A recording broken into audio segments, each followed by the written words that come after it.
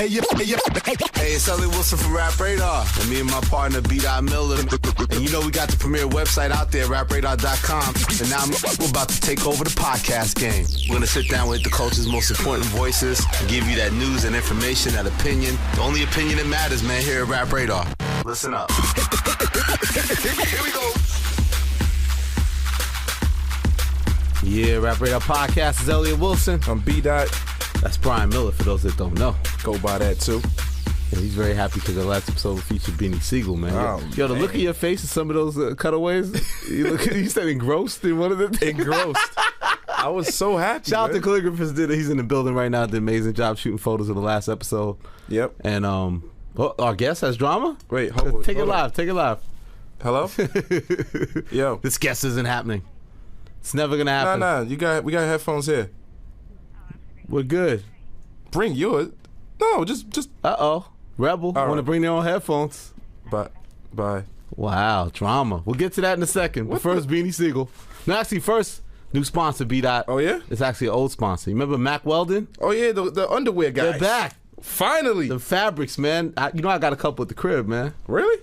Yeah, man. Got some underwear, got some drawers, got some T-shirts. Not to be all in my business, some socks. I don't want to know. You gotta get down with Mack Weldon, man. It's real comfy, cozy for the wintertime, man. Think socks, underwear used to be a boring stocking stuffer, but Mack Weldon is changing to the top of the line gift. Nice. You know that's the best thing to give like your parents and shit, like your pops and shit. Listen, undergarments are important, man. Like when you do the spring cleaning, or like what I like to do is like for the new year, of course you gotta wash your clothes, and I like to get rid of dingy shirts, dingy underwear, things like that, because the ladies don't like it. So, but I love it because this is like a new brand, and people aren't really up on Mack Weldon, so I like being up on ahead of the curve. They're on it first. Your underwear game, your socks game, they cover it all. Your shorts, it's good for working out, man. Just chilling outside, pajama time, just chilling at the crib. Nice. You got to get down, man, with Mack Weldon, man. You got to trust us, man. It's very comfortable. Here's the deal they'll give you, man. Like, if you don't like your first pair, you can keep it, and they'll still refund you. That's no questions asked. That's good customer service. They guarantee, baby, that Mack Weldon will be important in your life. That's how they do it. Wow. So get to more information. Just go to MackWeldon.com. That's MackWeldon.com. 20% off with that promo code RADAR, Radar. That's Radar, man. Shout out to Mack Weldon. Yeah, man. So Beanie Siegel, legendary, like I was saying before we got that call of our guest that's about to come. Yeah. You was really enthralled, man. Engrossed, enthralled. I mean, like the 16-year-old to me is just screaming and just excited. Like it's Rockefellers, Beanie Siegel. I mean, so much history. Like, we could have did 2 hours, man. Yeah. And a lot of people are upset. I kicked myself afterwards because we didn't talk about the Jadakiss. Yeah, I yelled it out when we feel like, how did we not talk about Jada? Wow. But you know, that shows you how good it is. But it was so much to talk. It was on my list, but I felt like he talked about it at length. Yeah. So it really wasn't a priority. It never fit the flow of the conversation, I felt. We probably could have gotten it in, but maybe we could do a thing with a guest where it's like, we just be like, okay, before we go out, be like, okay, last minute rapid fire, the 5 things people want to know, and do it kind of real brief. Because sometimes I feel like, we're actually doing good interviews, so it's in the flow of the conversation. Right. Like, we didn't really see an opening to talk about Jada, to talk about State Prop and all these kind of things. So maybe we could do that at the end, like kind of like a round robin, like a real quick, thing at the end. There might have been, but I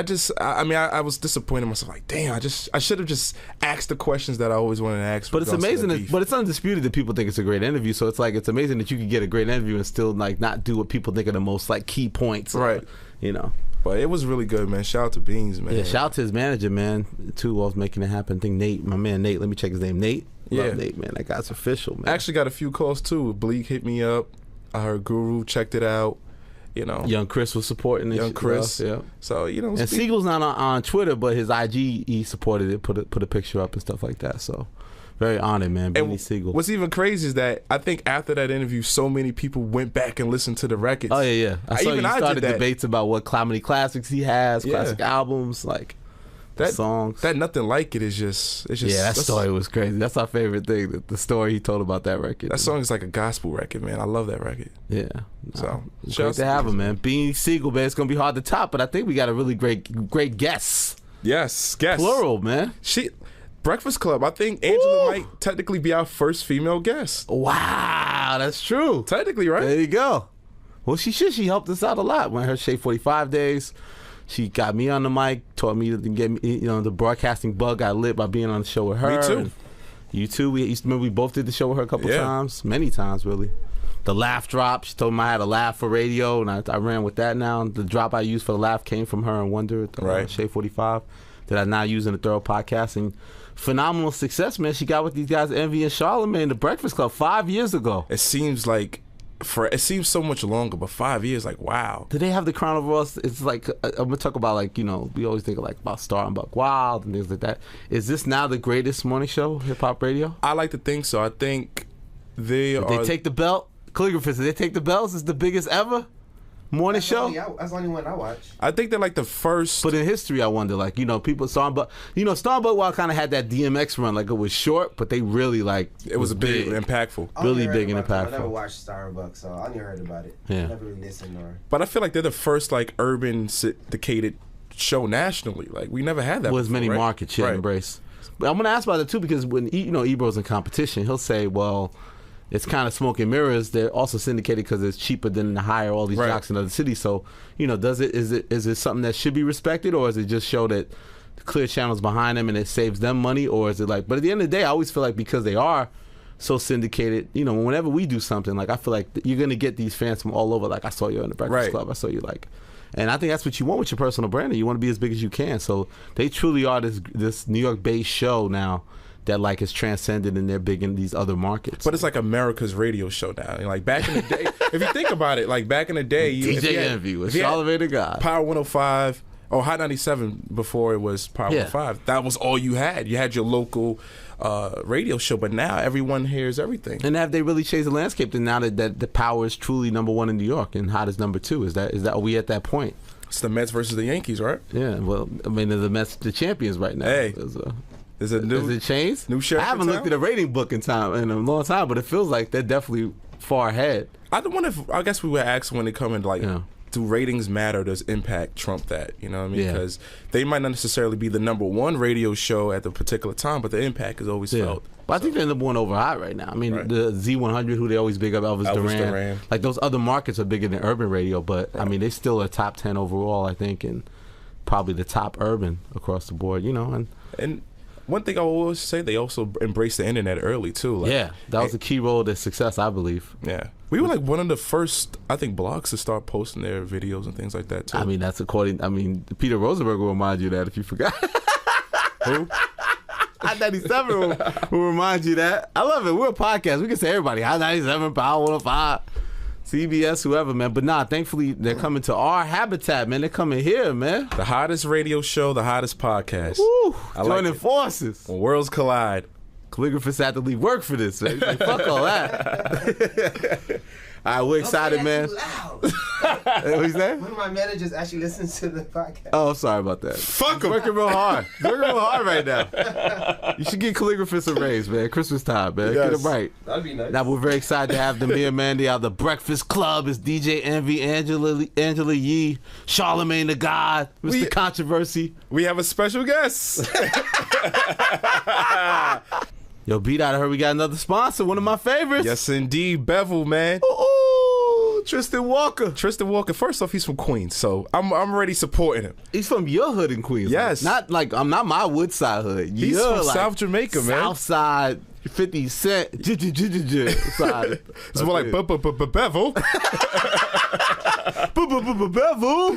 Nah, man, but shouts to Tristan Walker, man. I mean, he's Bevel. I mean, those days of the big razors, those days is over, man. Yeah, this is the first and only razor system designed for coarse, curly, and sensitive skin for colored people like me and you, Elliot. You got to get right, man. Especially when I grow this beard, man. You got to maintain everything around it to keep it crispy, man. Yeah. Also, we talked about the holiday season, man. You going to like Christmas parties, holiday events. You gonna go see your aunt and your grandma and shit. You gotta be right, man. Can't be looking all sloppy. Or her neck looking like a pack of nerds underneath your chin. That's nasty, man. I hate that, man. And it's a secret society because when you join GetBevel.com, they send you this whole kit of like all these goodies. Like it really impresses people. It's really a movement. Like it's a real investment. And you know, sometimes people be like, well, I'm just gonna go to the barber. Like, you know, many people can't afford to go to the barber once or twice every week.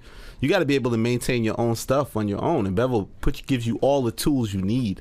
and it's real sleek. It comes in a nice packaging. It's really elegant. I think it'll be a great Christmas gift. There you go. For anyone with a beard or shaving problems. But if you go to getbevel.com and use the promo code RADAR, RADAR. that's right, you get 20% off your first month, man. Yeah, getbevel.com. Yeah. All right, so next up we got The Breakfast Club, Rap Radar Podcast.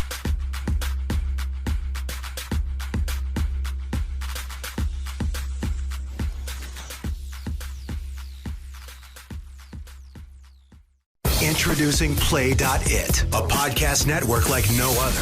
From award-winning news programming and #1 sports brands to entertainment and business leaders, Play.it is delivering storytelling at its best. We're going to be having conversations with newsmakers and culture shapers. I will be talking mostly about fashion and how I've been marketing all my life. Tech, culture, and entrepreneurship. Everything in the world of sports entertainment and wrestling and beyond. Hear what you've been missing at Play.it. Hey, it's Elliot Wilson from Rap Radar. And me and my partner, B. Miller, man. With the only opinion that matters, man, here at Rap Radar. Yeah, man, Rap Radar Podcast to here. The Breakfast Club, do it, B. Good morning, everybody. B. Miller, Elliot Wilson. We are the Rap Radar Podcast. You don't We do have it a like very me. You don't do it like me. special We have a very special guest in the building. Special guest in the building. The Breakfast Club. Yeah. I actually own that, so now you owe me some money. You really do? I wouldn't doubt that you do. He I owns the tried. I Breakfast Club. definitely Michael Buffer tried. I shit? definitely tried, but you can't own I have a that. question, like the name, The Breakfast Club. I always think of the movie. Can they introduce themselves first? They're all here. I want to. Well, everyone knows who they are. But say that they. What is room temperature? Angela Yee has her own headphones on. We all have our own headphones on. No, Nah, but these are actually a property of CBS, the ones I got on. Charlamagne, what's up, baby? Charlamagne. We got Charlamagne in the projects in the back, the way we're set up. Yes. So, sorry about He's in the that. country. That's cool. I like being in the cut. It's cool. But the name, did you guys own that name, or who owns the What are you, trademark? Dame to that? Dash? No, we don't. We don't own the name because it's a movie. Right. You know. But you, And not only is it a movie, it's a generic. It's actually a generic radio name that a lot of other morning shows have been using for years. Really? Yeah, for a while. We had like 10 different names before we settled on the Breakfast Club. I wanted Illuminati in the morning. Nobody wanted that. I thought that Illuminati would in have the been morning. amazing. Illuminati Then in it was the morning. the Big Three. Big Three, but that was too like Miami Heat time. Yeah, And then plus exactly. LeBron left, so then Yeah. that wouldn't have made sense. What else was it? Bang Bang Breakfast Gang. Bang, bang, No, that bang, was never Breakfast an Club option. gang. Yeah, bang, bang, breakfast gang. We were gonna do Rap Radar in the morning. Morning after? Yeah, the morning I after. had the morning after. That was a good well, name. no, that was my That's for show. the ladies. That's for the ladies, though. No, guys need the morning after too. So you could have brought that to the table. You could have. They didn't. It was too sexy for them. But we settled on Breakfast Club only because that's like it's just a unit. It's like a squad, and then Right. plus it's something that people feel like they could be a part of. Like we can join the Breakfast Club in the morning. Right. We were saying that one of the things like connected to us and you guys was that you guys, from knowing you in the background, the way you guys utilize the internet and social media. Talk about that and how much that led to like an instant sort of like excitement when you guys launched, when you first came out. Well, that's the first thing we did. First thing we did was shoot a viral video. Yeah. Because of that exact same reason you said. Because I used to always watch Angela Yee's videos online, watch Envy's videos online. So I'm like, yo, that's the first thing we got to do. I'm talking about before we even did an air shift. We did that. Deciding whose show it was an argument. Like, whose show is it?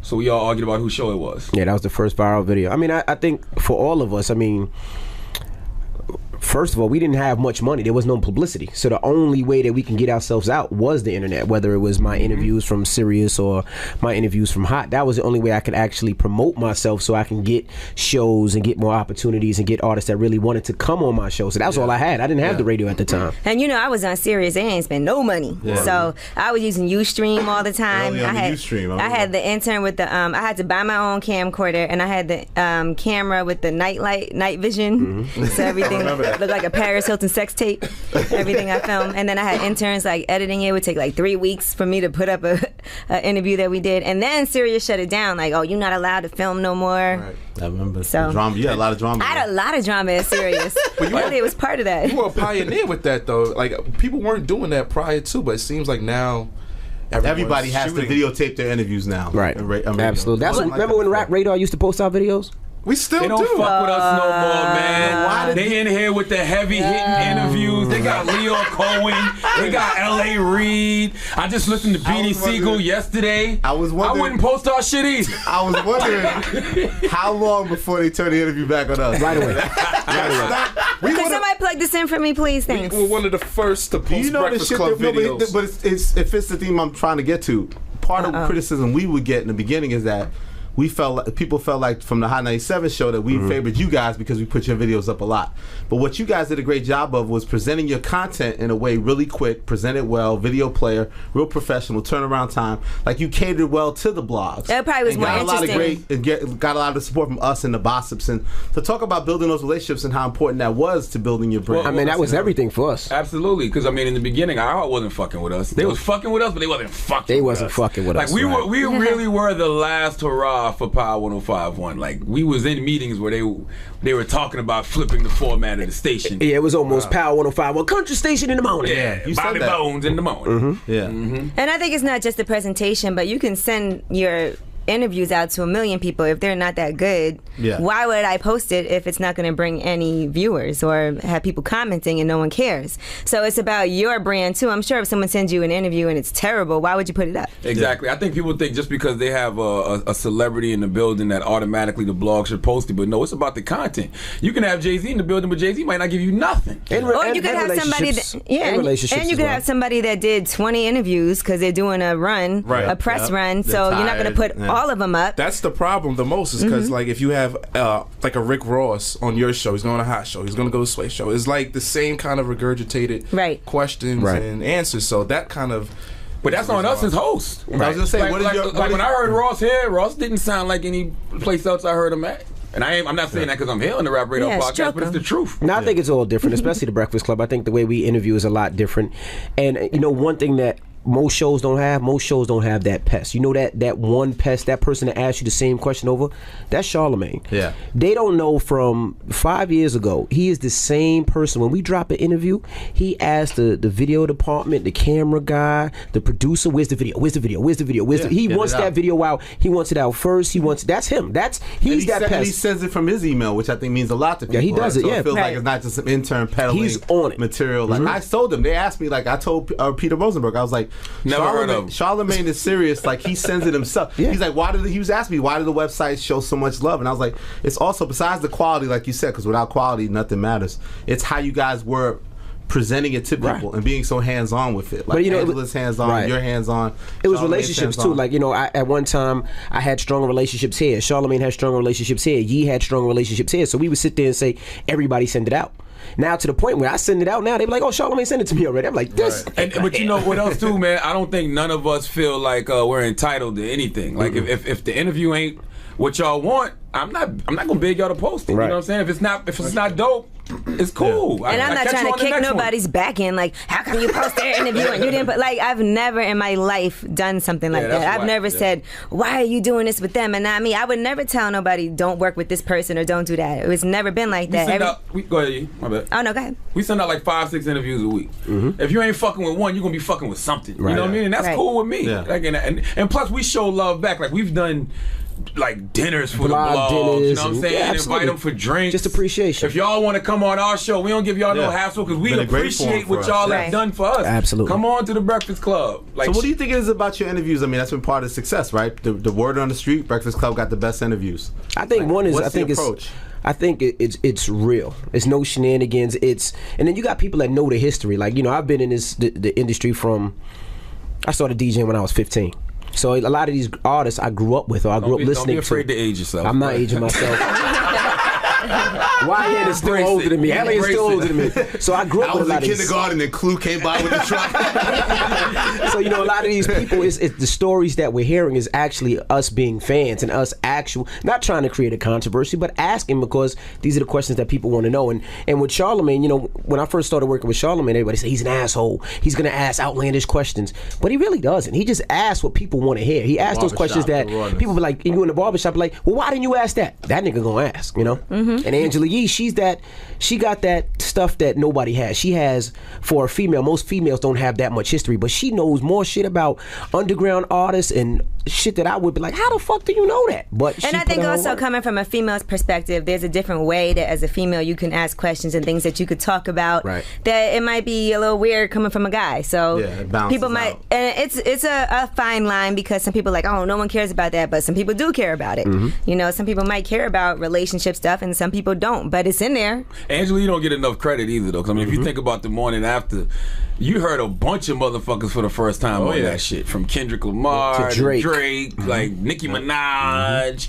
I don't think she get enough credit for that. You really broke Drake. I think no, it's the truth. I don't know about that. It was 2007. You had him on the show, the "Don't Quit Your Day Job." When you listen to that video or that audio now, it just seems so surreal. Like, you know, it's interesting because my friends were working with Drake at that time, so they like, oh, we need to get him up here. And then I heard his demo. It had a couple of songs on it, and I actually brought it over to Atlantic and to Warner. Like, yo, this kid is dope. I thought you were gonna say you brought it to Rap Radar. We were like, that's just garbage. We didn't even have a website at that time. And I was like, yo, this is dope. Y'all need to. And I don't think they even listened to it. Oh wow. But you know, I did bring it over there because I remember working with Angela. Like, you took so much time with preparation, and like you would have to be so meticulous about preparing and researching for interviews and being so hands-on. Because obviously you could do the thing with the intern, print stuff out for you. So like, how does that change now? How do you guys approach doing so many interviews? Like, how much preparation is really done? Same way. I still do it. Yeah. I still, to be honest, like I do on my rumor report stories the day before.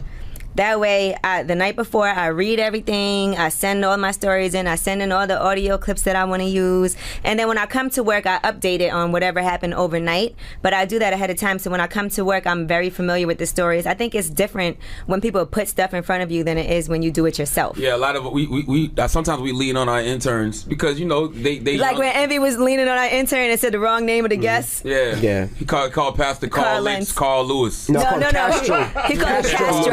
He was like, we have a very special guest in the building. Castro Lewis. Castro Lewis. But that's not the intern's job to prepare. That's our job. That's right. I mean, it is the intern's job to get the information correct. Right. But it's on us if we deliver. One thing Envy said, too, that was real, like, you know, we're fans at the end of the day. Right. Like, we don't approach it as some type of, we're not gatekeepers. We don't act like we're above the culture. Well, our word goes. If we don't like it, then nobody can like it. This is real hip-hop. This is not real hip-hop. We just fans at the end of the fucking like, you'll never hear me be like, I broke this person. I did this. I don't ever act like that. Whack to me, it's so corny when people do that and they try to, like, take credit for stuff. I feel happy that I might have been up on stuff early, and I think that's dope because I pay attention, but I don't take credit for somebody's hard work and say that I broke them. But Envy, do you think that's been important for Power because you came from Hot, and you know Hot kind of carries that attitude because they were the first in the marketplace? But it seems like you guys go in the opposite way. Like, how has that been beneficial? I think with Hot, I think their mistake was dividing the culture and dividing New York City and dividing the DJs. I mean, at the end of the day, it's like you can't have a workplace and you say you can't work with anybody else in any other station in the world. Why not? I grew up with Clue. You told me I couldn't work with Clue. I can't do a party with the guy who taught me how to DJ. Now you're dividing the culture. Now you're making the artist into a place where I have to choose. I got to go either here or here. Why? I don't own iHeart. Nobody over there owns, what's it called, MS. That ain't our plantations. Yeah, you know what I mean? So, but the whole thing is for the culture. You don't want to destroy the culture. Yeah. You know, if Rick Ross wants to go do an interview over there, then do an interview over there. We don't tell an artist, well, you better come here first. I would you better come never, ever do that. We don't care. I work with Jay Electronica. I had him go up to Hot 97. I wasn't like, he was like, listen, they want to do an interview. Go, do it. That's your career. Go do it. I'm not going to come with you, but I'll meet you right after. I'll drop you off, and I'll come pick you up after. I don't have a problem with that. I feel like do all the work that you got to do. I'll never tell somebody not to do something. But I've heard stories of them being like, all the time. We're not going to play your record if you go over there first. And then people really be like, man, I don't want them to not play my record. But I've heard people also tell them, well, then you know what? They don't do that to us. And all you got to do is play records from Interscope. Then, if you feel like that, don't play no other labels' records. Right. Just ours. Because if we wanted to flex, we could flex. Right. I mean, we're nationally syndicated in 40 markets. You know what I mean? If you come to us in the morning, it's a much larger reach. But it's like, yo, I don't care about stuff like that because I don't care about who does it first. I care about who does it the best. That's one thing I want to ask you guys about because it's like you guys kind of have monopolized morning radio in a sense. You know, how do you feel about the criticism that comes with that? I don't give a shit. I know. I've been fired 4 times from radio. Okay, I've been fired 4 times. I've been moved out of the way because of nationally syndicated shows. Like, that's just a part of the game. Like, we worked hard to get in this position. You have to evolve. I was on satellite. Satellite, if you look at it, is all over the nation. And people like to say, "Oh, y'all taking jobs from people." No, we're creating jobs. Because if you think about it, there's stations in markets that were never there before. They never had no other hip hop station in Houston.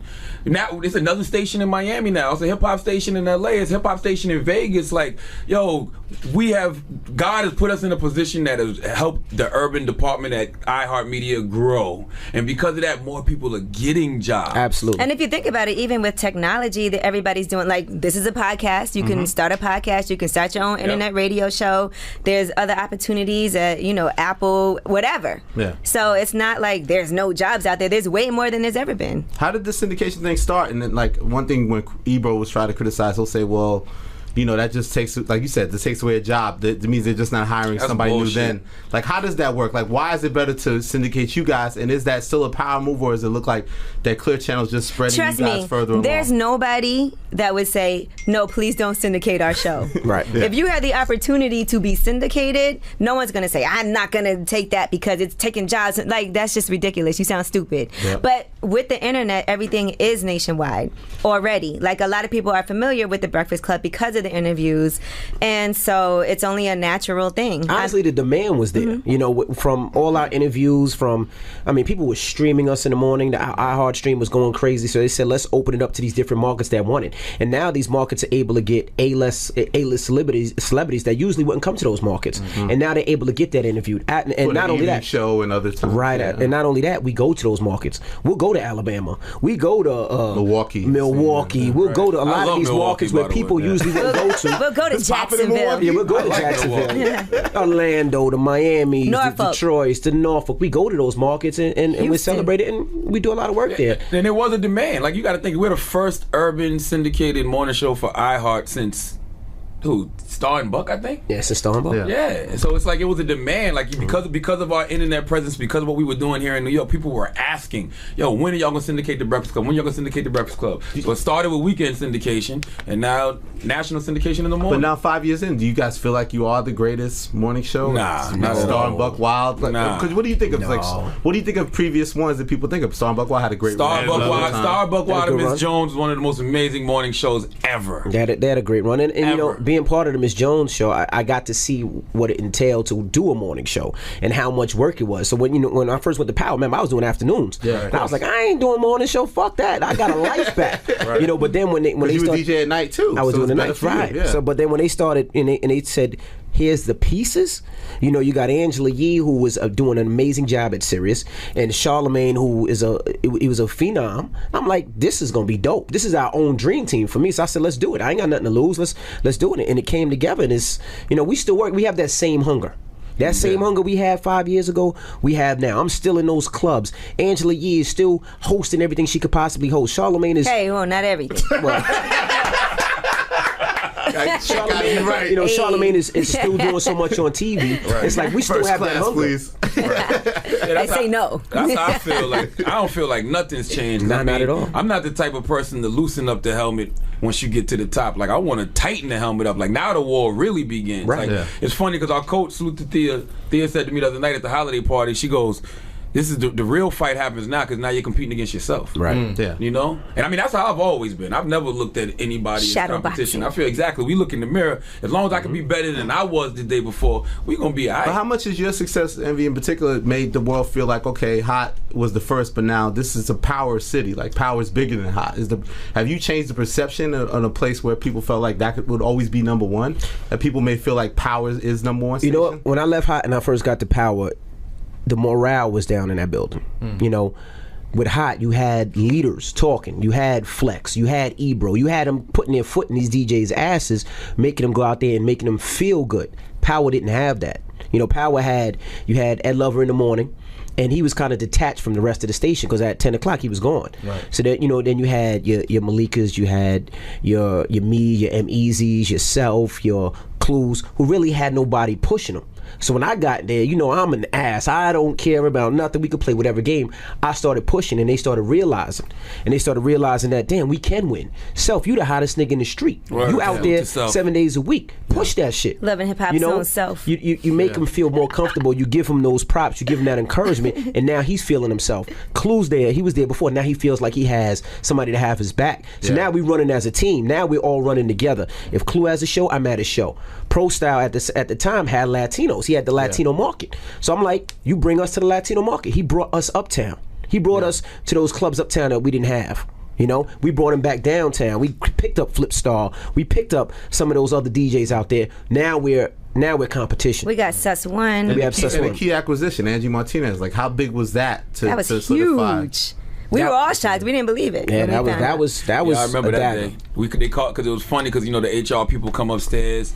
And they fired Cherry Martinez, salute to Cherry, and then we go into the office, and our coach walks in, and she goes, "Yeah, so I just want to tell y'all, Cherry Martinez is no longer with y'all, and Angie Martinez starts such and such time." Like, we thought it was a joke. They were like, "Yeah, you're bugging, you're lying." I was like, "Yeah, whatever." April Fools. She was like, "Envy, I'm serious. You don't believe me?" I'm like, "No." She was like, "Yes, we've been planning this, working this, done." And that was it. No, and Pro Style made the sacrifice going up. And Pro Style made the sacrifice. Yeah. Great teamwork, and we've been running. It's exciting to be with Angie Martinez at work. What it's like to now have her as a coworker. I mean, just to have the conversations, the wisdom you can soak up, the game you can soak up. Because when you listen to Hot 97, you hear a lot of people taking credit for championships they didn't win. It's really only two people over there who really got those rings, and that's Funkmaster Flex and that's Angie Martinez. I'm not no hater. I give props where props is due. It's like playing for the Lakers now, but bragging about the championships and the Raptors. You ain't. We got to keep her. You gotta add DJ enough for Mr. C with that conversation too. Mr. C's not over there no more. But you're right enough too. You're right. But like having those conversations with Angie about just how to consistently win. Because that's the key to me, consistency. Like you want to score 40 points once, or you want to average 40 for your career. But how do you define success? Is it by numbers or is it by impact when you're on the streets? It's all of that longevity, numbers, consistency. Like somebody like Angie's been consistently good for 20 plus years. Think about that. And honorable. But I mean, specifically for you guys though. I think it's all of the above. Oh, okay. I think it's impact. I think it's longevity. I think it's also expanding. I think it's legacy as well. This is the core of what we do, and from that we're supposed to expand into other things. So we come together on the Breakfast Club, but outside of that, everything that we do outside of that helps our core of what it is that we do. Let's talk about that, especially Charlamagne sort of stepping out. Like obviously his position to shine. Like you said, he's going to give it to you raw, and like he's taken off on his own and been a star in his own right, and MTV and all these different things. How has his success, you think, affected the overall dynamic? I mean, I think it's great for the Breakfast Club. I mean, it's kind of like it's no matter how the Breakfast Club gets shine, he's part of the Breakfast Club. Right. No matter if he's Charlamagne the God, he's Charlamagne the God, and it's kind of like Voltron. Like together, we're this huge problem out there. But as a part, we do so many different things. It's just his time. That light is shining on him so great that we want to encourage that and push it more. You know what I mean? As much as I can get people to watch his show, encourage people to do whatever he's doing to support him, it's the same thing he's doing for me. It's the same thing we do for Ye. You know what I mean? But right now it's his time to shine. It's kind of like, Envy, you had your album, you had your this, you had your that, you had your that. Angela Yee, it hasn't been her time yet. But right now we looking at something that's amazing that has never been done. I mean, the man had his own night show and had his own show on a network that don't play videos no more. Right. And he's coming from a music background, which is amazing. Yeah, Uncommon Sense be back in February. Yeah. How did you make all these moves happen, Charlamagne? Because they gave you like 5 shows. You're like the new. I become America's darling for Viacom. America's darling. Idea. I just give all glory to God because I really don't know. It's just that when the opportunities present itself, I take them. Like that's something I watched Kevin Hart do. Like Kevin Hart didn't turn shit down, and I learned real quick, fast, in a hurry that when you turn shit down, that thing you turned down could end up being something huge. Because me and Duval turned down a really big show that's big on MTV now, or became big, and it's like, okay, I'm not turning shit down ever again. I don't care what it is. And plus, a lot of times people see things in you that you don't see in yourself. Right. So they might be like, you know what, you'd be good for this show, and you'd be like, nah, I don't think so. But then you're like, you know what, fuck it, why not? But sometimes you got to think about what you're passionate about, because there's things that I'm like, opportunities I've had that I haven't been that passionate about, and I might be like, I don't want to do anything now if I don't feel like I love it, because it is like time is not as we don't have as much time as we used to. I'm like Charlamagne. I ain't turning nothing down. I do. I gotta give it a shot. Let me hate it first. Let me hate it first. Because if that was the case, I would have did the Breakfast Club. Because I definitely didn't want to do morning show. I definitely didn't want to do morning radio. I did afternoons, and when it was presented, I said, you know what? Let me give this a shot. So I'll try anything as far as jobs are concerned at least once. Yeah, you can't put yourself in a box, man. You know what I mean? If, like I said, sometimes people see things in you that you don't see in yourself. But I do think sometimes there's certain things I just haven't been passionate about. Oh, we want you to do this show, and I've been like, not even interested in that. If I'm not interested in it, why not put myself in a situation where I can create something that I want to do that I'm interested in. Is that why you brought lip service Which back? is why I did lip service and brought that back. But do you regret doing the reality show on VH1? I wouldn't say that I regret it. I made some good money from it, and I don't think it really affected me negatively or positively. It just was a period of time that I did something. It wasn't what I thought it was going to be. It wasn't what it didn't turn out how I thought it would. But I don't regret it. It was, whatever. There's a lot of things that I thought I wasn't going to like, but then I did them, and I was like, oh, all right. Yeah, I can fuck with this. But that was a really watershed moment. What's an example? Like you talking about MTV stuff? I mean, yeah, just in general. I mean, like it'd be certain people that we interview that I'll be like, man, I don't want to interview that motherfucker, and then they come and it'd be like the best interview. Yeah, be one of the best. Yeah, So like who? Like talk about some of the best interviews or things that stick out, like in the 5 years. Who didn't we want to interview that ended up being really good? I don't know. You knew Webby was going to be good. Well, yeah, we knew Webby was going to be very entertaining. Now, Webby was a tough one at first because they was like, we don't know about we Webby. know everybody wanted to interview Webby. Yeah, we definitely did. We didn't know it was going to be that funny, but we all wanted to do it. But I think the Dame Dash one's probably like the most amazing iconic one. Now, that's this year, right? That was this year. Dame Dash was this year. So you and Envy, you kind of went at you a little bit there. I never seen Envy get so mad. You're like, I did The Empire Strikes Back, man. Who you talking to? You know what it is with Dame sometimes, or with any artist that comes up here. I just think it's a conversation and be able to go back and forth, and sometimes you let people hang themselves. You just let people do it on their own. Yeah. I mean, that's what happens. So people would say, well, how come you didn't argue back? Sometimes you just got to let people talk, let people see for themselves. Did you know right away he was on one? Like, or did you expect that? Like, what? Yeah, from the first question. The first question Before was... the question. Well, the first question, Charlamagne wore Jay-Z a shirt and a Rock Nation hat. Rock Nation hat. But, the first question was... And then he had a dog with him, and then he came in the room, and he was like... And the dog was barking, and he was like, there's some bad vibes in here. But the first question was, how did you and Jay-Z meet? And he took that offense. You know how we met. But what I was trying to tell him is we have a lot of new kids that listen to the Breakfast Club that don't even know who Dame Dash was. Yeah. So you're trying to rewrite, not even say rewrite history, but to speak history so people can understand, well, damn, that's Jay-Z's partner? How'd they get together? Why did they break up? Why they not fucking with each other no more? How did they get startup money? So it's an interesting story. That's one thing I'd say about the Breakfast Club. It's a history lesson if you don't know. And from that one question, what do you mean? You know how we met? Yeah, I know how you met. He was already on one. When you do an interview, you have to kind of assume that the people listening don't know all the information. Like, we might know stuff, but that doesn't mean everyone knows. So you kind of lay down the foundation of who this person is and why they're here and why they're relevant. Right, it's media training 101. I talk to kids who ain't never heard Into the 36 Chambers. I talk to kids who hear me talk about the Purple Tape, and they go back on iTunes and listen to the Purple Tape. They may buy it, right? Yeah, you think they know how you and Jay-Z met? Like, no. So... How did they? No, I'm kidding. But even the Chatty Patty stuff didn't really get. That was funny though. Nah, I love. See, one thing about Charlamagne, I don't get in the way of whoever we interviewing, because it's about them. Absolutely. You know what I'm saying? Like, let them go. If we got them.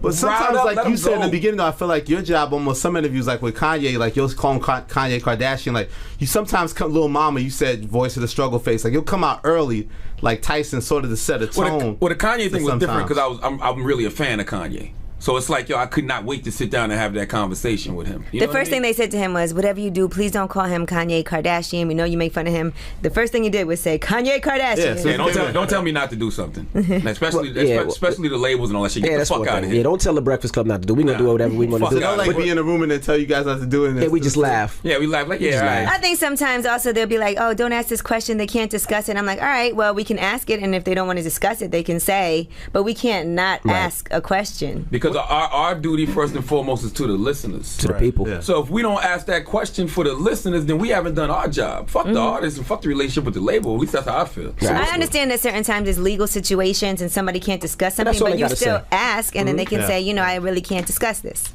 But now you seem like you turn that corner with Kanye. Like, talk about the difference between the first interview with him and the second one with him. What was the second interview with Kanye? He was in the studio and he said he wants to go do the Breakfast Club in the morning. Yeah, he wanted to do the Breakfast Club. It gets to the point where he's a fan. Like, he listens all the time, they say, and I think he wanted to. He ain't gonna give you no Yeezys. Talk with us. Yeah, he said the Yeezys. No, so he's not gonna say. I thought you just hit him in the ass. Yeah, I asked him for the new pair, but he ain't hit me back though. I definitely hit him for the new pair. I think the second interview was better because he we got all of that out the way in the first. Yeah, the first I said what I had to say, and I feel like even him, he was in a different space when he came back the second time. Are there still like bucket list interviews that you guys want to have on the show? I'm sure Rihanna, we would love to have. Drake. Charlamagne, what's up, baby? Yeah, Rihanna, Drake, Beyonce as well. To be honest with you, I don't care who comes to the show. Like, because some of the most entertaining people, like the A-listers, and Wendy Williams taught me this a long time ago. The A-listers don't always give you the greatest interviews. Like, it could be somebody like freaking Safari. You know what I mean? Which you seem like you got him again. I was gonna say, like, how do you navigate those relationships? Because you was real good with Nicki. You've had a falling out. Yeah. Don't you feel compelled to try, for business wise, to try to repair that to a certain extent? Nah, because I still got love for Nicki too. You know, and Nicki got to understand that we got a job to do. So why would I shut down my outlet? You know, to that's like telling her, don't go on somebody else's show because they don't like us. Exactly. Right. That's stupid. We would never tell you don't do that. Safari, it's a job. but doing Safari again may, stir it up more. Well, Safari got a mixtape out. He got something to promote, and it's possibly that he could be a good interview. And it's a great interview. And it's things that you get to hear from him that you might not have. We don't turn anybody down. If we got an opportunity to interview you and it's interesting and we could get a good, compelling conversation, we're going to do it. So you view people as all equal then, I guess, to a certain extent, right? Or you don't prioritize certain guests over others? It's a vote. If let's say you want to come, Elliot, and I say no. Which you don't post our interviews. That happened. Because you don't post our interviews on Rap Radar no more. That sound is so true, man. Angela says yes. I say yes. And then if Charlamagne is the deciding factor, if he says whatever day Charlamagne woke up with feeling the mood about me. There you go. But that's how we decide what interview makes it on the Breakfast Club. It's a 3-person vote. Man, you shouldn't have said that because I lie to people. I'd be like, oh, it's not really up to us. Now you done told the truth. Damn, sorry. Read the truth. I'd be like, our producer usually picks. So Charlamagne, if Little Rue wants to come on the show again, you'll say yes or no? Nah. I say yes. But who? Lil Rue's dead out here. He was signed a Def Jam for a sec. He's from South Carolina. Charlamagne was can't save ball. Nah, he's dead out here. Sometimes you can overrule. Like, I'm sure in that case we overruling that one. He's dead out here. But with the Drake thing, I mean, people expect Drake now, right? Because he gave Charlamagne some bottles, right? Which was a strategic best move. And worst thing that ever happened to me. Yeah, talk about that. How has your life been affected since Drake sent you some bottles? It's the best thing because, he's the biggest rapper in the world. So the biggest rapper in the world says your name in what is now an iconic diss record. A Grammy Award winner. Grammy nominated. He said that he and A.R.Ab, they all should get Grammys. Yeah, me, A.R.Ab, and William Wesley. Don't forget Worldwide West. He should get one too. And Meek Mill should get one. No, Meek Mill should just get a thank you. No statue. Goodness gracious. But it was the best thing for that, but it's the worst because people act like any opinion I give of Drake now is swayed because of those bottles. Like, we're sitting back acting like he didn't have one of the best years an artist has had in hip-hop in forever. Right. But did he earn that respect for you because of the way he handled the legal battle? Absolutely. He don't call him Princess Boy no more. I'm saying, have you said anything negative about him since? Nah, he still does. Not really. But I haven't had no reason to. Nah, I mean, a little stats, but nothing serious. Hotline Bling's a big record, right? But I mean, before you'd be like, I don't like when Drake sings. So do you not like Hotline Bling? I do like Hotline Bling, actually. But Hotline Bling isn't especially with some Dom P. Hotline Bling isn't like his other records where he's singing, though. Hotline Bling is actually kind of happy. Right. Even though he's upset the girl ain't hitting him back, it's still it's not a sad, depressed. Yeah, it's a happy, fun record. It's not Marvin's Room because you didn't. If you're a fan of hip hop, there is no way that you sat back and watched what Aubrey Graham did this year and could not respect it. Yeah, absolutely. There's no way you couldn't. I love Drake when he raps, and just the way he handled that beef was amazing. It was amazing. I'm a fan of cerebral people. I'm a fan of intelligence. What he showed this summer was extreme intelligence. Tactics, he set that up. Yeah, man, it was amazing. Like, how can you not respect that? Mm-hmm. Now, we got to hear what this Views from the Six sound like. If it's garbage, I'm going to definitely let the people know. You know? Yeah. But it always seems like it was almost like a conflict of interest. I saw the Nori interview when he's talking about, like, you expressing your opinion yet having relationships with someone. I think that doesn't make sense to me. Like, you still have a job to do at the end of the day. B-Dot, me and you, I consider B-Dot a friend. Yeah. I text B-Dot every day, if not every other day, we're talking about rap. We don't agree on everything. Yeah. Right. Sometimes I tell him, I'm like, you're out your fucking mind, B-Dot. That's not true. It's true, but that's what friends do. That's what we drop. I like that. If you got a real relationship with somebody, you can still be cool and express your opinion. I be like, I don't like that record, Like, you shouldn't get mad just because I said I don't like that record. No, Like, but something like with Nicki, you did that, and that obviously, you had a close relationship with her. It was on her record, featured the whole time. Like, that's going another way because of that, though. So there's power in that. It is. I mean, listen, I got mad. But how do you choose that? That's something you could text her and tell her that, but then when you say it on the radio, I guess she felt a way about that. They was mad about that. They was mad that he I don't remember what record it was. It was about Iggy. It was about Iggy. And that's what they felt. They felt like if you didn't like the record, you should have texted me and told me, not kill me on radio, because just because you don't like it doesn't mean that everybody else, the masses, don't like it. But that's what I said. I heard the record for the first time right there on air. Right. So I go, I don't like that record, but I'm probably gonna like the video because it's about ass. Right. So the video probably gonna make me appreciate it. And I said, Joe, that record ain't for me. I said it's for gay guys and girls. That's what I said. Yeah. Wow. I think I was pretty accurate in that assessment. But again, when that artist then you went back and forth with her, right? She reached out to you, like, how do you work to then try to say, well, let's have a conversation about it? Do you do anything? Oh on no, your end? Nikki was off and running by then. Nikki had unfollowed me on Twitter. She hit me and was like, I thought we were supposed to be fam. You know. But I think you and B-Dot have similar problems too, like course, on Rap Radar as well, as far as But posting. I try to repair it if it makes sense business wise, and I think I also prioritize like the more important people more than the others. No disrespect. So I'm not, Man, so well, damn, Elliot. I do. Sheesh. There is a hierarchy. Like, I wouldn't interview Safari again without at least trying to get Nicki for, you know what I mean? Like, I would try to do that first. How do you gauge who's important? We all know, Nicki and Safari. We all know. See, I don't look at people like that. Now, we don't look at people like that. I don't. That is I don't different. I think we don't look at people like that. We look at and is it great because it's also interviews, the great radio content. mentality that, like, you don't need a guest at the end of the day? Like, it's really that buying into hearing you guys? Well, let's be clear. Guests do help elevate your platform, but at the end of the day, they don't make your show. Angela Yee, Charlamagne the God, we on the marquee every day. Right. So we got to be on point every day. So I don't feel like one artist is more important than the other. I mean, don't get me wrong. There's definitely I am a Pinkett Smith, Winfrey Knowles Carter. So if your last name is Brian Corson's here. He doesn't understand. If your last name is Pinkett Smith, Winfrey or Knowles Carter, it's going to be you're definitely top tier. What does that mean, Charlamagne? Explain to people. Jada Pinkett, He's Will related Smith, to all of them. Jay-Z, Beyonce, and Oprah. He's all their child. That's different from me on a personal That's daddy level. and mommy for him. But then I'm 35 too, so I'm a little old school. So Ghostface might take precedence over Fetty Wap to me right now. Yeah. But that's not accurate. But let's be clear, these artists also, it's a great platform for them. Yeah, right. So you make your if you platform do so have big, something they need you too. They need to come that on you the want to show. promote and you want it to get out everywhere, it is important for Might you wanna to be make able to the come rise to the decision. Breakfast Club too. That always kind of like bothered me a little bit because it's like you guys are on the premier platform, so you guys have an artist on the show and you don't even play the music on that particular station. Yeah, that is true. I mean, Yeah, I tell that us happens sometimes. that when you come to the Breakfast Club, you're interviewing for your brand and to promote your music. But the radio station probably ain't playing it. Right. I mean, that's the truth of the matter. Like Chance the Rapper is a perfect example of that. Chance came on. You get Rory on there. things Rory. like that. Now, I'm a fan of Rory. Yeah. You know, but and that's all I can do for him because I know the radio station don't play Rory. I know the radio station don't play Stans. But that's because radio is just behind. You know what I mean? Radio is like very behind. Like it's hard to keep up with the Or you might hope like Logic will come on the show. You might say, okay, maybe some people that would have never went and listened to his music might go and say, I heard his interview on the Breakfast Club. Interesting story. I want to hear what his music sounds like. Radio's for the casual fan too. That's what people fail to realize. Radio ain't for the heads. Radio ain't for the people that's got a foot knee deep into the culture. It's for the actual casual listener. You can't play Rory or Logic for the casual listener. They want to hear the hits. Right. You know? Talk about some of the segments you guys do, like Tell Them Why You Mad, Donkey of the Day. Like, you guys have stuck to those kind of same parameters. Benchmarks. Yeah, I mean, well, Tell Them Why You're Mad, of course, it's probably the first thing we do outside of news and outside of saying good morning. And that's basically you can call up if you had a shitty night or a effed up morning.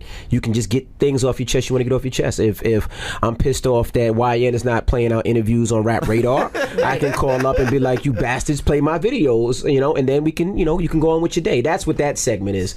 So a little negativity to start your day. Well, get the negativity. More like shed it. Like, put it out there, let it go away. Let it go, Also, starting with Nirvana. Why'd you choose the Nirvana song? Because B-Dot has another song he thinks you should the Simple Minds record. Every time I think of Breakfast Club, I think of the movie. So, the Don't You. I think it's just energy in that morning. You just want to jump up. That's that energy that gets you hype in the morning. We actually was going to end it with the outro for the show was supposed to be the Simple Minds. Yeah. And you guys still do the decision, right?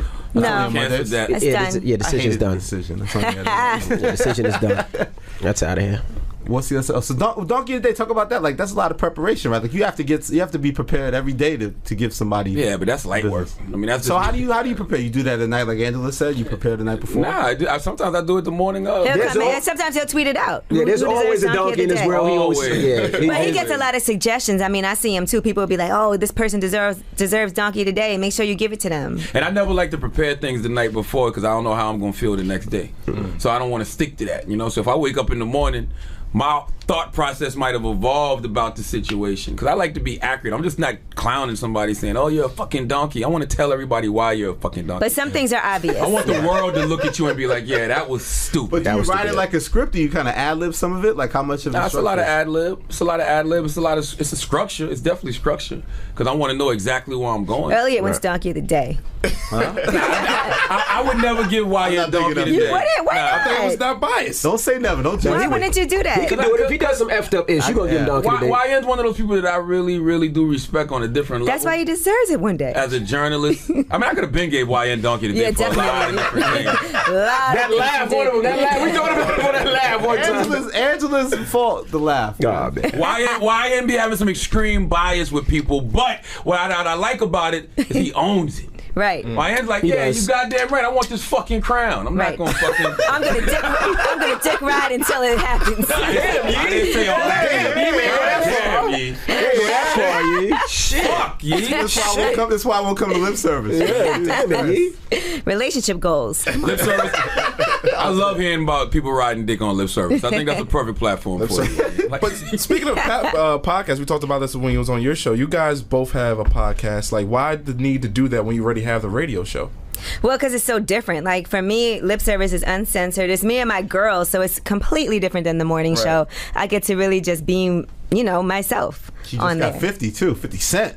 Yeah, 50 was pretty funny. For the first one. Yeah, I mean, and there's a lot of people that want to do it, so it's just a matter of scheduling the right time because I do only do it once a week, but it's fun. Like, it's girl talk. People enjoy it. It's different. It's a niche type of thing that people might want to hear, and it's educational. I mean, same here. Like Andrew, Brilliant Idiots. Yeah, right? Brilliant Idiots. Andrew Schultz is my boy. That's somebody. That's a real friend that I kick it with, and I feel like his thoughts are so interesting because I think a lot of us as black people, we don't really have a lot of white friends. I'm talking about like real white friends, not like the white guys who act black, the real white guys who don't understand police brutality, who think it's just as simple as, why don't these guys just stop committing crimes? And it's not that it's coming from a racist place. That's just how they really view the world. So I just feel like that dynamic would be dope for people to hear, and so far it has been. And you guys have taken it on the road too. Like, talk about those experiences. Yeah, we do the Brilliant Idiots lives. I mean, we sell out different places. We're going to London in February. Wow. So I mean, it's been a great experience. That's dope. And I think you can never have enough platforms, especially in the era that we live in now. I think that you need to be all over social media. I think that you need to have a radio show if you can get one. You need to be on TV. You need to be on the podcast. So there's no such thing as overexposure. That's always usually like, do you produce too much? Too much? Slow down. I don't think focus so. on this. Because I think it's different. I think it's different everywhere. Like, I don't think I'm the same on the Breakfast Club as I am the Brilliant Idiots. I mean, it's a certain consistency that you've come to expect. But I think it's just different conversations. I think it's different content. Like, I just think it's different. What was the experience like interviewing Louis Farrakhan? That was when you guys weren't in the studio. You went out to his city, right? No, we actually went to a hotel in Queens. Oh, okay. And the airport. I honestly didn't want to do the interview. I honestly, some of the things that he says, I'm absolutely positively was against. I didn't know him. Just the things that you hear, that, as they say, as what the people say or what they say about him and what he says. So I didn't want to do the interview. White man. I didn't want to do the interview, and Mr. Casey. I spoke to my wife about it. My wife was like, "You should do the interview and ask him everything that you have a problem with. Ask him personally. Let him answer the question for you." And then after that, then you can say, I don't like him, or I don't like what he says, or I don't like what he preaches. And she was absolutely right. After you had the opportunity to do that? Yeah, he was able. They allowed, which was surprising. They said, ask anything. Ask whatever you want, whatever you feel, whatever you dislike, whatever you don't like. We were able to ask him. Yeah, the minister not scared, and the minister wasn't scared, and he made me a believer. He made me a follower. A Muslim? No, not a Muslim like that. Oh, you're a Muslim now. Not a Muslim like that. But just some of the things that he preached. There's some of the things that he preached in that interview. I absolutely positively agree with. You know what I mean? Just But there were some things you didn't agree with. There were some things I didn't agree with as well. But for the most part of it, there was a lot of things that I agree with, and I will continue to support and continue to give him that platform to speak, because I think we need more African American individuals like that speaking. How did the guy feel? How did the guy? I mean, that was my second time interviewing him. I interviewed him back in 2005 when he did the Million More movement. Charlamagne brought his pops. Yeah, he came to Columbia, South Carolina, because I used to do youth ministry at Muhammad Moss number 38 in Columbia, South Carolina. So that's how I got turned on to the minister. But before that, my pops used to always make me watch Minister Farrakhan speeches, Malcolm X speeches. He had me reading Message to the Black Man when I was like 15 years old. So I've always had a relationship with the minister. And I mean, I'm just like Envy. I love the brother. I don't agree with everything that he says, you know, but I love him. Absolutely. And I feel like his words do need to be heard for this generation, you know? You speak of your wife, obviously she's a great source of strength. You had controversies in the past and stuff. How did you overcome that, and how hard was it for your personal life to be aired out publicly? I mean, it was a couple of ways. I mean, me and my wife are actually we're doing a podcast. We've been working on this for a while. Okay.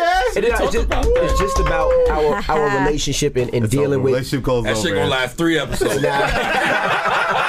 Can I get you guys on lip service? I mean, it's gonna be 3 episodes. It's gonna be too real for Envy. Nah, it's not. It's being real. I mean, everything is out in the open now. I mean, I was at a point in my life where you get in this industry, and I got in the industry at a young age. Me and my wife met when I was 16, she was 15, and you see things in videos that you admire, that you think you want.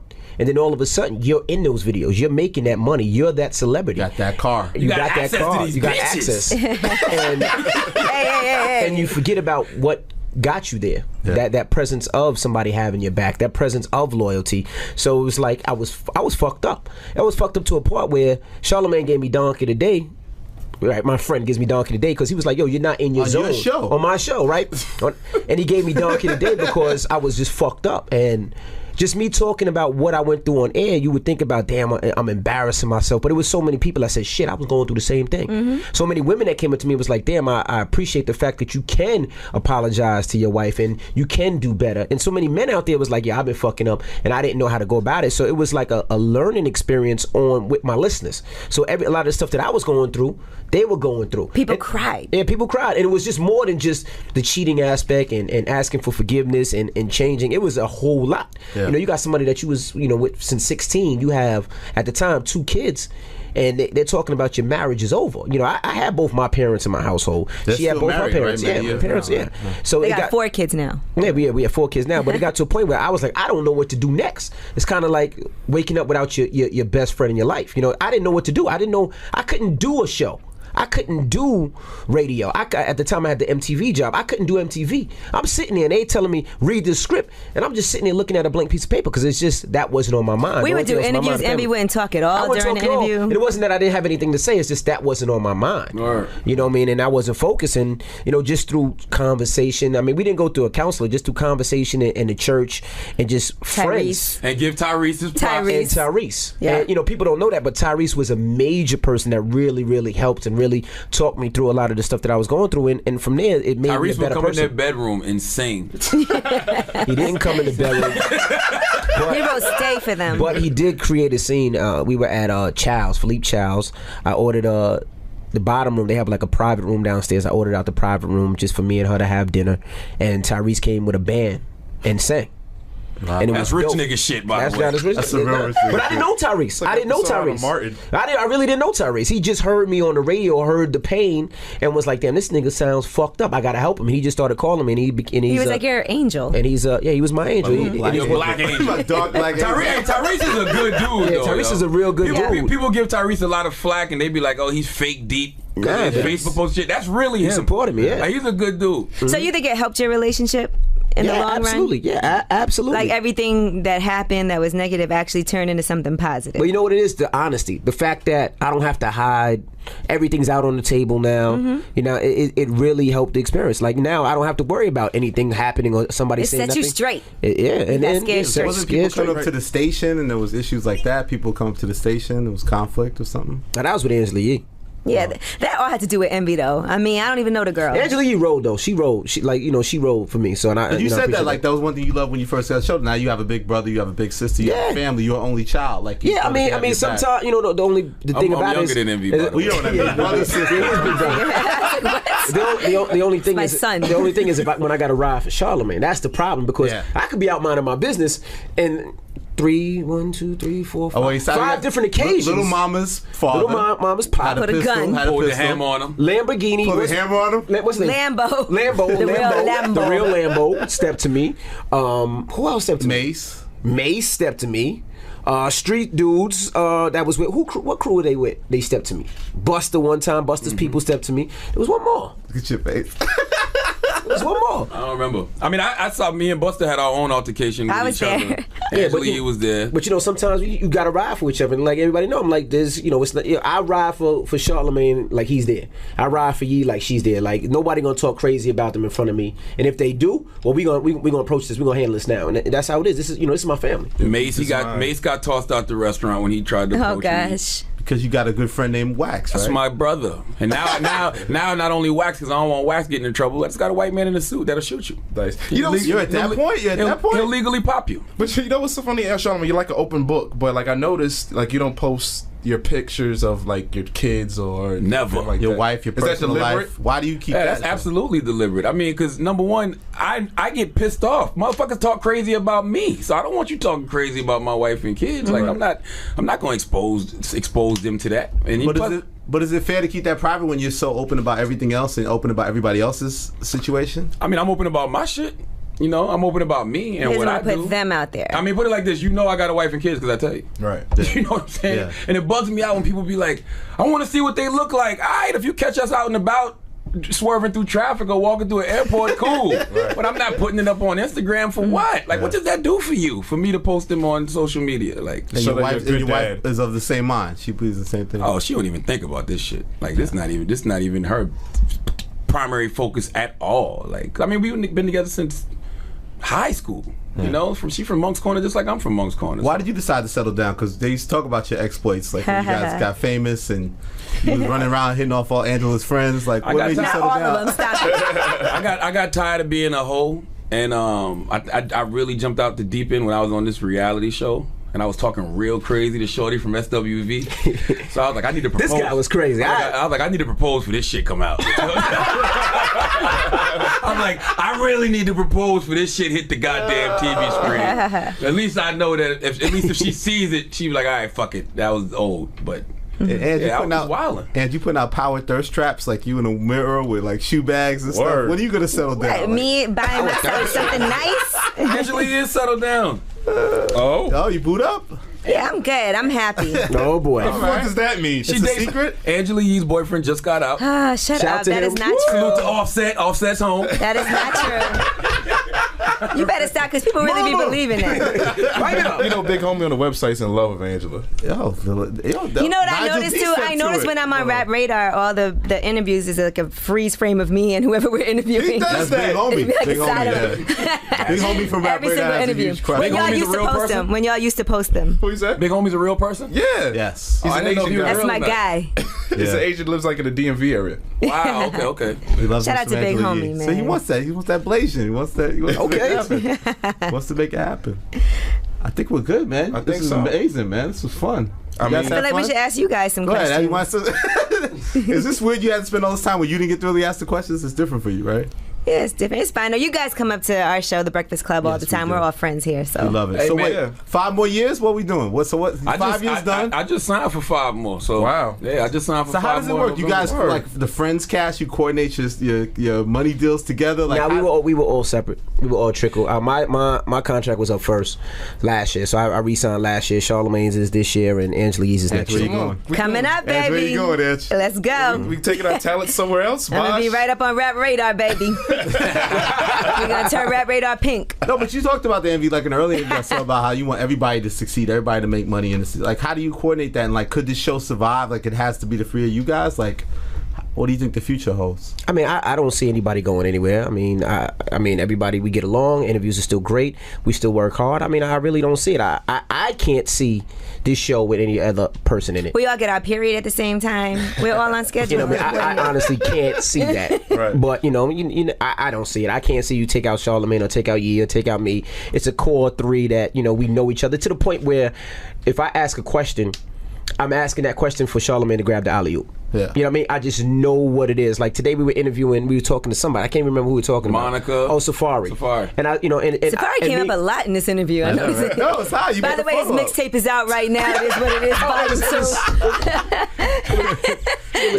You set up on Safari episode of the Rap Radar Safari. podcast. When I ask him a question, I know where he's gonna go with it. Yeah. So I know I go, here's the ball, and he dunks it. Same thing with Angela Yee. I know where I can lead, and I know where it's gonna go. You know what I mean? You guys have developed that chemistry because we still get mad about. He wanted to ask something. I'm cutting him off. Like, so you guys have gotten. We past cut each that. other off sometimes. Yeah, we cut each other off all the but time. you know, I say this: when one of us isn't there, the show definitely suffers a little something. Like if not all three of you, if it's not all three of us, because we each do such different things. Like if Envy's not there, we don't know how to open and close a break.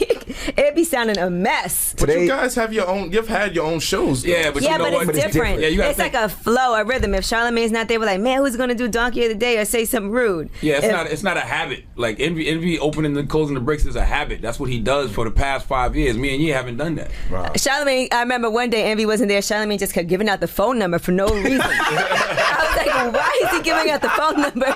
We're not taking calls. I had to think about it. Like, oh shit, I gotta close this myself. Even the intro, you know, good morning USA. If there's no yo, it's like, what the fuck is going on? The show just sounds different. It's just, we've been doing this so long.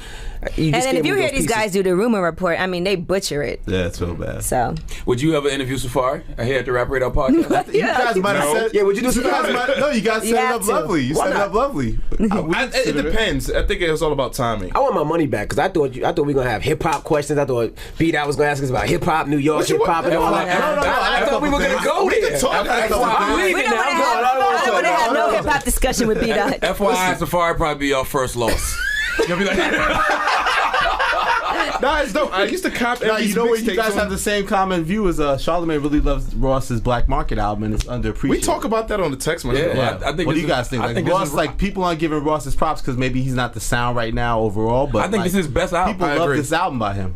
Yeah, I agree. I think with Ross, I just think the fire's not there anymore. When he first came out, he was on fire. So people love Ross, but I don't think people are listening to music. Like I tell people, Ross has a lot of fans that come out and support him.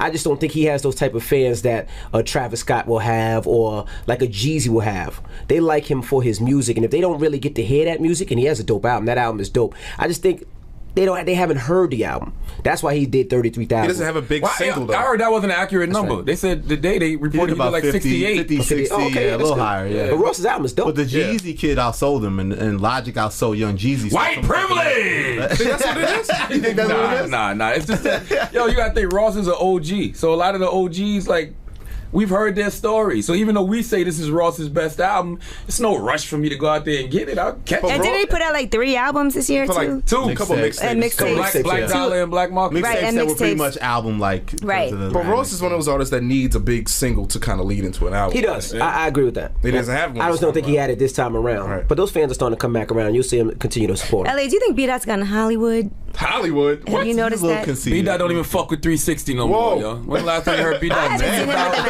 When the last time you heard B-Dot tweet about it, even mention 360? I don't think he's put B-Dot and I hosted a dinner together, Black Balloon Empire. He went to the Combat Jack holiday party. Yeah. I did. I was there for that. Mm-hmm. I'm the same old guy, man. What are you talking about, Ange? I know, B-Dot be acting a little, that's cool What though. happened? No, you think he's gassed on his I'm gassed. podcast thing? He's a little gassed. Angela done moved up down the street to a nice What's up with big your palace? townhouse. What's up with your palace? It's definitely not a palace, Oh, that shit is amazing, man. but in Brooklyn, it's, you know Yeah, about that? I've been there. yeah, you know, my house, I bought a house, but I love my house, but it's not a palace at all. It's always about what Angela It's my first house. go upstairs, retire upstairs because she's on the couch. I like to chilling go luxuriously. upstairs. But you know, I'm trying to get on Elliot's level. He lives in a Commons building. Oh yeah, that's Yo, right. he still lives there. I see him every once in a while. Hey, what's up, Elliot? Peace. Charlamagne, what do you think of Kendrick Lamar? Like, the critical acclaim is just out of control. Grammy nominations, To Pimp a Butterfly. What do you make of that? I mean, I salute Kendrick. I love me some Kendrick, boy. I liked To Pimp a Butterfly, but I wasn't expecting 11 Grammy nominations. I thought he'd have got that for Good Kid, Mad City. And my thing is, man, I don't give a fuck about the Grammys. I respect every artist who says, yes, I want a Grammy. When they get nominated, they're happy. But if they give Macklemore the Grammy one year, and y'all vent your frustration, and then the next year y'all decide y'all not even gonna go to the Grammy Awards because of what happened the previous year, don't get all excited when they throw you some crumbs. Or what about if they right their wrongs? Like when we had Salt and Pepper on recently, they talked about, we definitely put that, the Grammy Award, Grammy winning Salt and Pepper. It is something that helps people sell albums. It does solidify you. So I think Kendrick should be excited. I think that's great for him. I think, even if the previous I just hate year, how we want validation from white people all the time. Yeah. Like we want mainstream validation instead of celebrating ourselves. Like don't go where you're tolerated, go where you're celebrated. But isn't it 86 years? This is the 86 years of the Grammys, right? Something it's like the 86 one or something like that. Yeah. So I mean, it's a very solid. It's been around forever, and it is a honor. But historically, it's an honor. I agree with Charlamagne. I'm like fuck the Grammys. I'm not an artist, so I can't say. But I'll probably be excited. If I have a problem and I'm not going because you slighted me, the next year, if you give me an award, I'm supposed to be happy. I'm like, fuck y'all. That's how I feel about everything. That's how I feel about life. You know what I mean? If there's a problem with something, I'm quick to say fuck y'all, and I'll hold a grudge until we make it right. That's how you feel.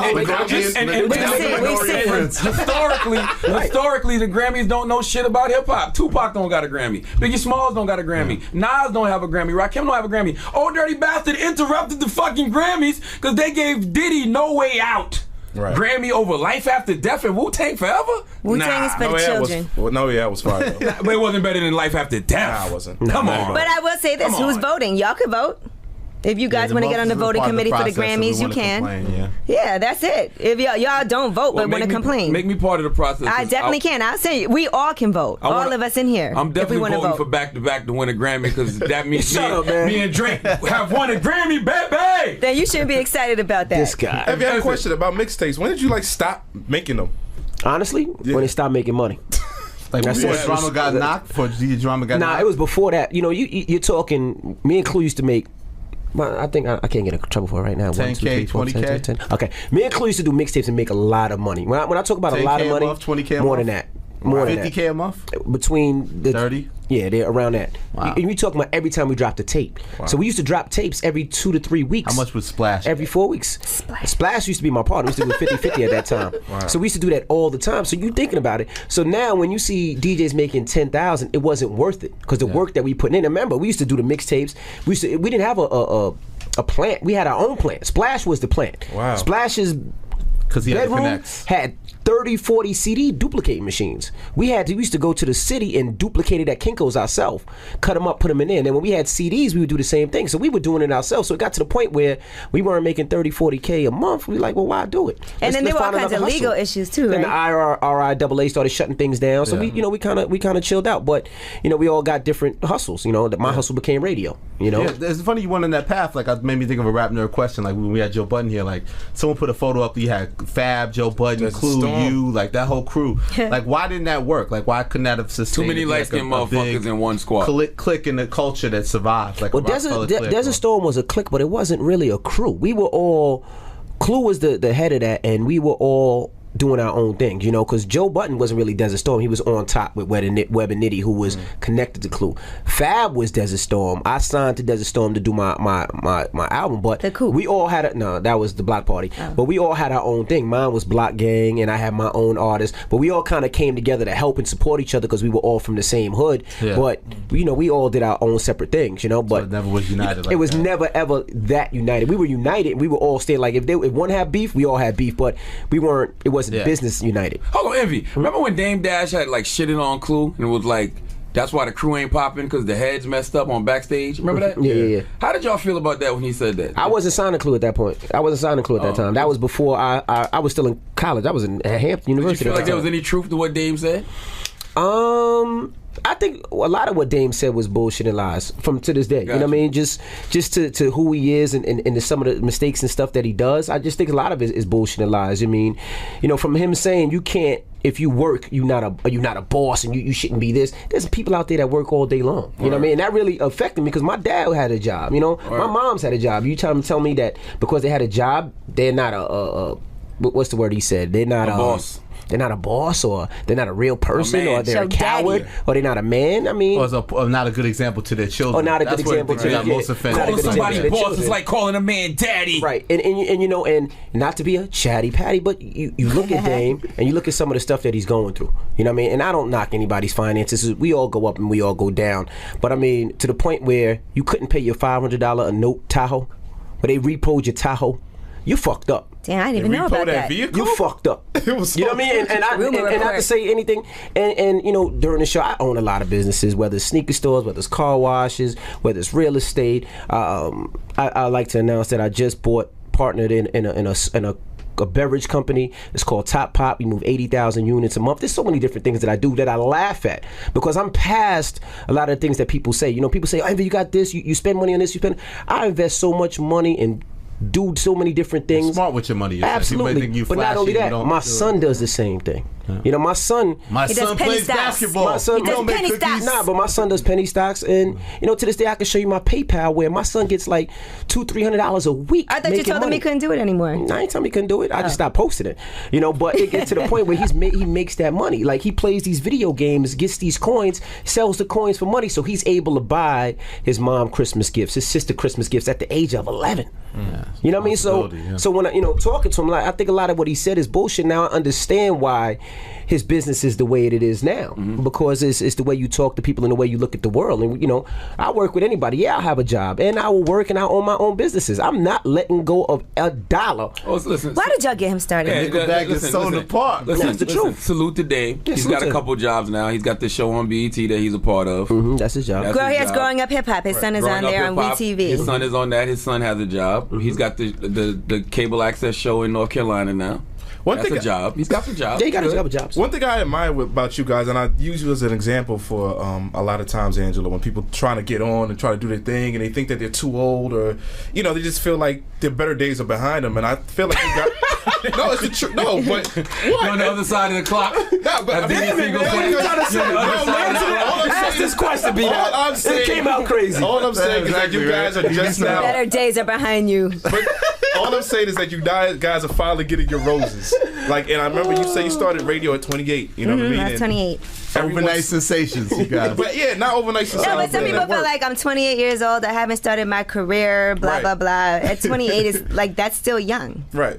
And it's okay if you haven't figured out what you want to do by that time. I started off as an intern in Charleston, South Carolina when I was 18. That was 1998.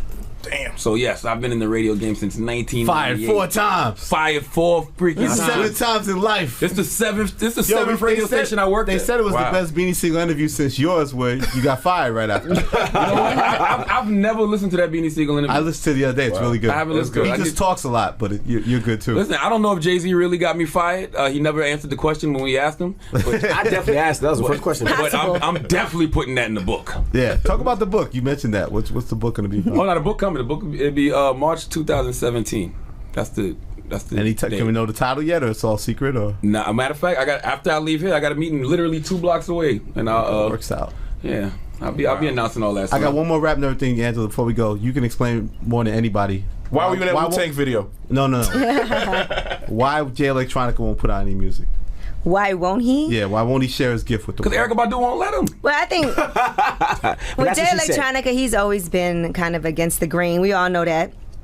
And I think that if he doesn't, it's interesting with him because he's very erratic. He'll just decide to do something and do it out of nowhere. Yeah. When I first met him, he was a photographer, actually. And I was in a photo shoot for this brand called Greedy Genius, and he was the photographer for it. Really? Yeah, and that's how we first met. The Greedy Genius photographer. Wow. Right, and he was actually living with Erykah Badu in Brooklyn. And I dropped him and, and Ringo, that's who he was working with at the time. I dropped them off in Brooklyn because I lived in Brooklyn also. And then after that, they were like, he does music too. And Ringo would hit me and send me some music. And then Jay Electronica would send me some music. I was going to do Don't Quit Your Day Job with him at one point. And then he told me, he moved. And then he said he was moving back to Brooklyn. He really wanted to pursue this music career. And he was like, I just need some help. So I was like, all right, no problem. I think you're really talented. I listened to his music. I said, I definitely want to help you.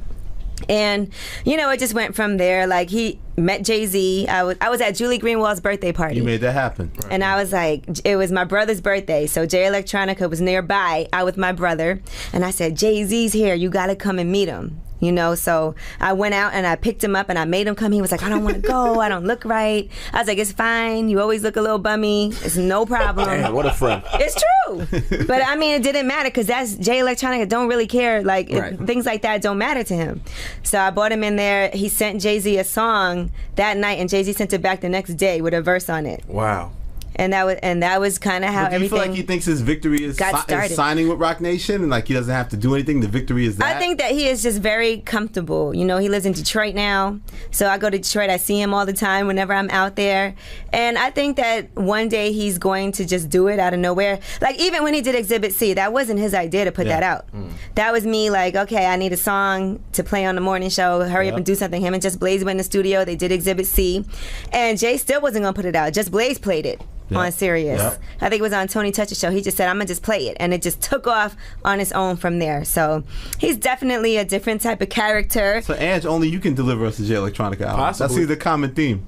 I feel like I would have to quit my job and go and be with him every day and make him work. But it's hard. Jay's the type of person that if he doesn't want to, and you know this, if he doesn't want to do something, he will duck the shit out of you. Like he will ignore you, not answer your calls. He'll go to Africa for 2 months, and you'll be like, "Where is he?" Remember that time we was at a session, Charlamagne, when he had like Mobb Deep there, and he was doing I was there song? too. Remember that? It was I think was it Havoc was there? He had both of them on the record, and he was asking us which Prodigy verse to use, and like, yo, that never came out, did it? No, I did it. No, it did come it out. did. It didn't, and it didn't get. To me, it stunned his career because it was that first record he put out as a Lucy that didn't get that like super acclaim, and then he stopped putting shit out for a long time after that. Man. You know. Well, Erykah Badu was on the Breakfast Club, and she said she's the reason he's not putting out no music. She said she doesn't feel like he needs to put out an album. See, but you would know that if y'all would have posted it on Rap Radar. But since you didn't post it on Rap Radar, actually, they probably didn't know that. We did post it on Rap Radar. Oh, okay. That was because Jay Electronica interrupted that interview. Exactly. He's the Black Kramer, man. I love him. B-Dot, he doesn't really like B-Dot too much because B-Dot told him that he was overrated. He thought Exhibit C was overrated. I didn't say. Well, I did say that. Did you squash it? No, we're good. What I said at the time was because everyone was giving it. Oh, it's a classic. That's a great it's this, song. It's that. It's good, but I didn't think it was all that. Classic. It is all it's that. a classic record. I think Exhibit A is better. We argued about that, right? I think we had an argument about Exhibit that. C is definitely a. You think it's better than Exhibit A? They're both great. Yeah, but I think Exhibit C was phenomenal. I like Exhibit C beat better. I like the production. Yeah, they both were incredible. But Jay Electron, we're good though, man. He's crazy. He really don't like. I love Jay. No, I'm kidding. I'm kidding. I want to put it past you. All right, well, thank you guys, man. Continued success. Hey, He really don't like Elliot. man. We appreciate you You know guys. how many people Elliot has apologized to so far? He has This apologized. podcast helps me repair relationships. I Really? break down like, this is what went wrong. I fucked I this remember up. Nas didn't like you for a minute. That's Remember fixed. that? And That got fixed. One day, hopefully, he'll see That was from when we did the morning after. You got us in trouble with Nas. What did YN do to Nas? Everything. He was being a chatty patty. I was being a chatty Being a patty. chatty patty. I was definitely being a chatty Elliot was patty. like, yo, I got some It's news when he I want to had- break. when he was getting divorced from Khalif Saad, the inside. break Oh, come on. You did it. Huge mistake. He No, was Vibe on. He was magazine like, and- he was like, Ange, I got to break some news on the show this morning. Oh, Nas man. is getting divorced. The Rona Barrett. That's one of those stories I passed to ye. Like, Yeah, you should have passed that one to that you. was I bad. ain't did one since. I should've leave that to the misinfos, all that shit. I don't have nothing to do with it, TDE man. relationship's good now, I think. We're getting there. I heard Punch that came one. up. Punch, Yep. yeah. So. That's because YN fronted on them when they was first on the come up.